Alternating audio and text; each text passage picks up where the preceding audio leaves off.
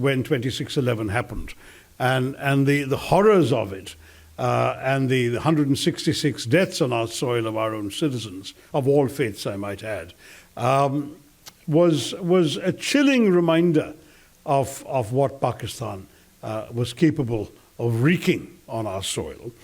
And then, of course, our government took the very mature and responsible decision not to retaliate, to find instead a method combining diplomatic pressure with the support of allies around the world. And allies is the wrong word, but partners around the world, or well-disposed countries with great influence in Pakistan around the world, to bring Pakistan to heel. We compiled an extensive dossier. We caught one of the terrorists alive.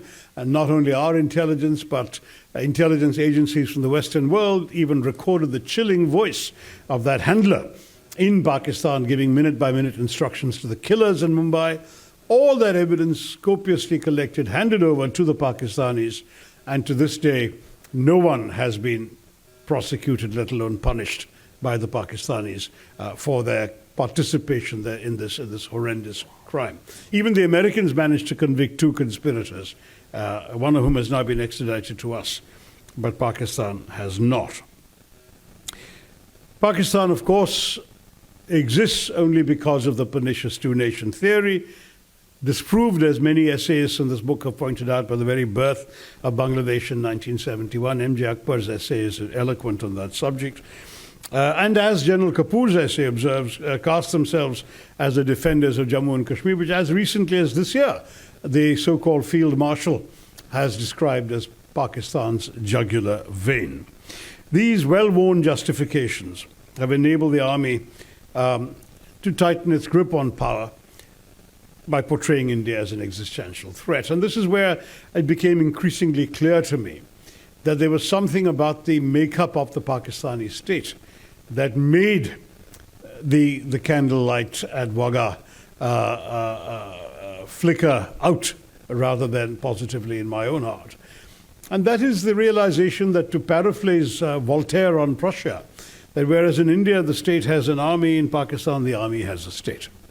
And that because there is no army in the world, in any country in the world, that commands a larger share of their country's GDP or national budget, not just the defense budget, the overall government budget. No army in the world controls as much as Pakistan does. The army's vested interest in maintaining its dominance is colossal. As has been pointed out in Aisha Siddiqa's famous book, you don't join the army in Pakistan to defend the country, you join the army in Pakistan to run the country. And you're there even after retirement in a wide variety of businesses: import, export, petrol stations, real estate, you name it, universities, think tanks, academic institutions. To be in the army is to be in a position of privilege. I remember an Indian friend in the days of good relations with Pakistan visiting there, and his host happened to be somebody with an army background. Or his brother had an army background, I've forgotten the details. And this friend recounted how they went to a tourist site with an enormously long queue. And this friend of his was not even in uniform, just walked up to the head and said, "I'm from the army, 2 tickets please right now," and that was it. Off they went in, bypassing an hour-long queue. And that's simply the way the country is. It wouldn't work here, it does there.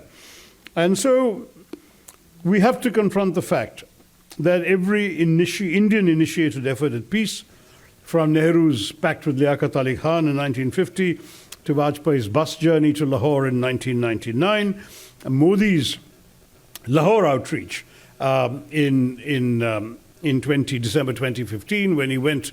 I mean, it was an amazing story, which I'm sure all of you are very familiar with, of how he was reminded by his foreign secretary when the delegation visiting Kabul was all sitting in their cars about to head to the airport, that he had to call Nawaz Sharif to wish him on his birthday. And so Modi makes the call, and Nawaz Sharif says to him, "Listen, you know, I'm on the way to Delhi. Why don't you stop and celebrate with me? It's also my granddaughter's wedding." And Modi, in an impulsive moment, says yes, at a time, as I think D.C. Raghavan knows well, that the High Commissioner in Islamabad didn't even have time to get to the airport to receive his Prime Minister. And off goes the Prime Minister of India to Lahore. An amazingly spontaneous gesture, a very wonderful day of bonhomie and affection and exchange of gifts and so on.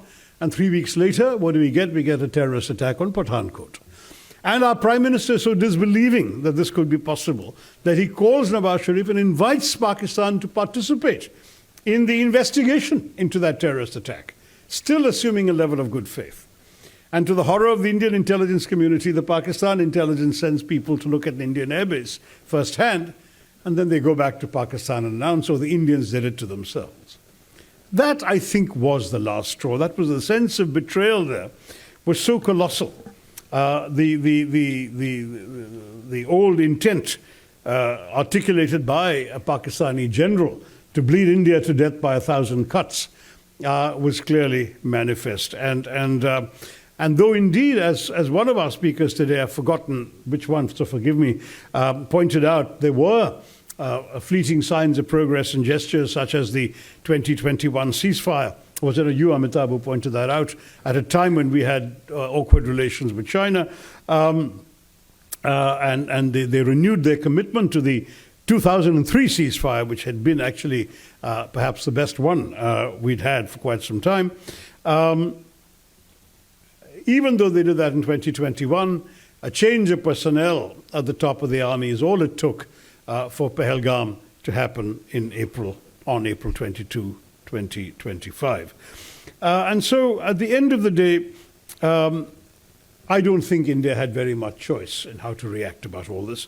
In my book, Pax Indica, which was published in 2012, I had warned that if there was ever another Mumbai, another attack of comparable impact with clear evidence of Pakistani complicity, that the restraint we had shown in 2008 might be impossible and all bets would be off. And indeed, that's exactly what happened. I didn't feel that any democratic government, least of all India, with all the record of betrayals by Pakistan, one after the other, could sit idle while a neighbor assaults its civilians and innocent holidaymakers with impunity.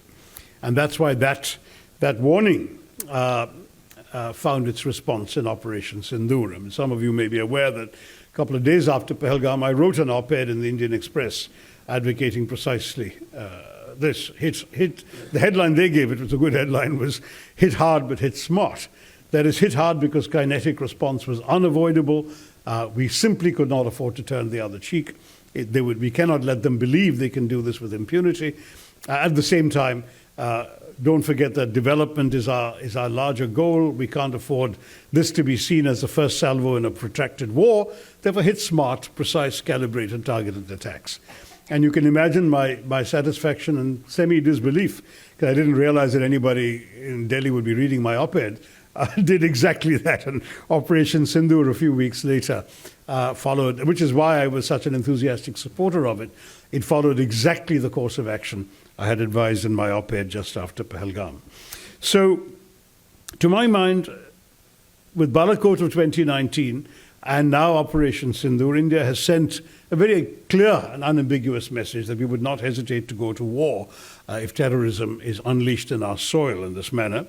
And I think the fact that we battered their defenses as much as we did, with the 11 air bases being struck, the significant demolition of facilities. There was a command and control center that was so badly damaged that subsequently it has been dismantled, as commercially available satellite pictures have demonstrated.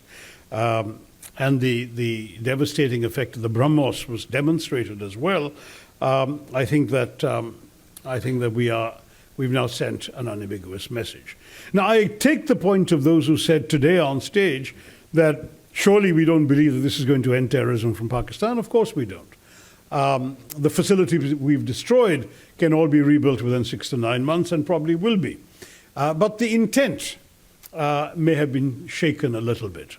And certainly the successful strikes of the night of 9th, 10th May, and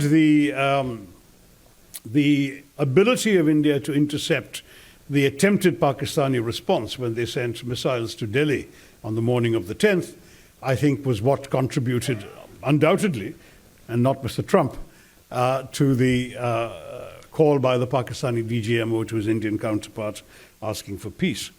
Yes, General Munir or Field Marshal Munir has been rattling the nuclear saber thereafter. He has already announced in Washington that if Pakistan were attacked, they would take half the world with them. I am not particularly inclined to worry too much about this kind of bravado. And I think, as Major General Mehta put it aptly in the first chapter of this book, it's merely one more confirmation that India-Pakistan relations are all snakes and no ladders, which I think is an apt way of putting it. And yet, as a former UN official, and this is where the sort of Mani Shankar Iyer advice comes back to me, I know it's not enough to simply give up trying. It's never wise, of course, to indulge in hypotheticals, but pragmatism does demand that we ask, how do we navigate this terrain? How do we create even a narrow opening for something of a serious thaw? Even if we were to go back to the sort of the brief periods of tranquility we've had, 2003 to 7, but earlier there were other windows when we had pretty decent relations with Pakistan. I would even say the Zia years up to his assassination weren't that bad in terms of our relations. We were playing cricket with each other regularly, we were visiting each other, and so on and so forth. What I would congratulate Surendra Kumar for is that this book does succeed in asking that question of the contributors, and it brings various perspectives together on what can and must be done to move the relationship forward, if at all possible. And I should stress that India has never said we are not open to normalizing relations with Pakistan. We have merely said that given the record of Pakistani behavior, the onus is on them. They're the ones who have to take the first steps to show some sincerity about dismantling the terror infrastructure on their lands. Why can't they be serious about shutting down these terror camps? Everyone knows where they are. The UN committee has a list of 52 names of individuals, organizations, and places in Pakistan. It's not that Pakistan doesn't know they exist, nor their sponsors. Shut them down, arrest some of these characters, show some serious intent, and I think India will be only too happy to reciprocate. But in the absence of anything other than words, how do we take those words seriously when those words have been betrayed time and time again? And when even sincere voices, I mean, I have no doubt that the Zardari government was sincere about peace when they were in power before 2008 and right up to November 26, 2008, they were sincere. But the fact is, they are then either unable or unwilling to prevent the malign men who may order these terrorists to come from getting away with it. So unless some gestures are made from there, I have to say that words alone are not going to be enough from Pakistan. On the question of India's relationship with Europe, there was again a very good attendance. I'm very impressed with the attendance levels of my committee because today again there were 18 MPs apart from myself, so 19 of us. And there were a lot of questions, some detailed questions. I think members of the public would not be surprised that many MPs were asking about the Schengen visas and the frustrations their constituents are having with those visas. But apart from that, there were serious questions on everything to do with trade relationships, with further aspects of cooperation with Europe on security, FTA discussions, defense cooperation, various detailed questions were asked. And I will say that we got some pretty good answers, but we're expecting more. We'll be having one more round. And next time, because of the interest in the FTA, we'll also get the Commerce Ministry to come and brief us on this. So I think I would say that the question of India's relationship with Europe is of great importance, and is probably of even greater importance today than it used to be. Sir, any discussion on tariff, sir? No, we didn't discuss the US tariffs. With Europe, there is no specific tariffs. There is a particular issue of a sanction on one Indian company because of its trade with Russia. That issue was discussed, but we did not discuss tariffs. In any case, this is a subject on which we will be reporting to Parliament once the discussions are done. So you'll see all of this. But broadly speaking, no, nothing else. Sir, this is sir, important as US Senator Lindsey Graham, he has urged Europe to put tariff on India for purchasing Russian oil, sir. Well, Mr. Lindsey Graham is an individual senator who's entitled to his views, but I don't think that the Europeans make their policy on the basis of advice from individual US senators.